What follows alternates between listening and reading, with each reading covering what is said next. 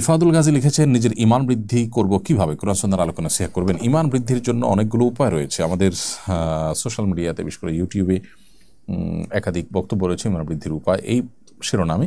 এর মধ্যে কোরআন কারীমের তিলাওয়াত, এটি আমাদের ইমান বৃদ্ধির জন্য সহায়ক। আরও অনেকগুলো আমল আছে। আল্লাহর কুদরতের নিদর্শনগুলো নিয়ে আমরা যত বেশি গবেষণা করব, ভাববো, জল্পনা কল্পনা করব, তত বেশি আমাদের ইমান বৃদ্ধি পাবে ইনশাআল্লাহ তাআলা। হিন্দুদের পূজা উপলক্ষে পণ্যের মেলা বসে, সেখানে পোশাক সাজিয়ে হালাল পণ্য বিক্রি করা এবং এ ধরনের মেলা থেকে কোনো পণ্য কেনার বিধান কি?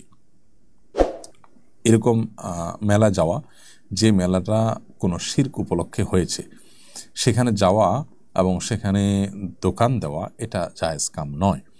কারণ সেখানে আপনি যাওয়ার মাধ্যমে মূলত শিরক কেন্দ্রিক একটা আয়োজনকে আপনি সমৃদ্ধ করলেন এবং সেখানে কোনো না কোনোভাবে শিরকের যে জাঁকজমকপূর্ণ একটা রূপ, সেটাতে আপনার অংশগ্রহণ থাকলো, আপনার কন্ট্রিবিউশন থাকলো, তো এটা জায়েজ হবে না। এই জিনিসটার উপর আমাদের খুব বেশি সতর্ক থাকা উচিত।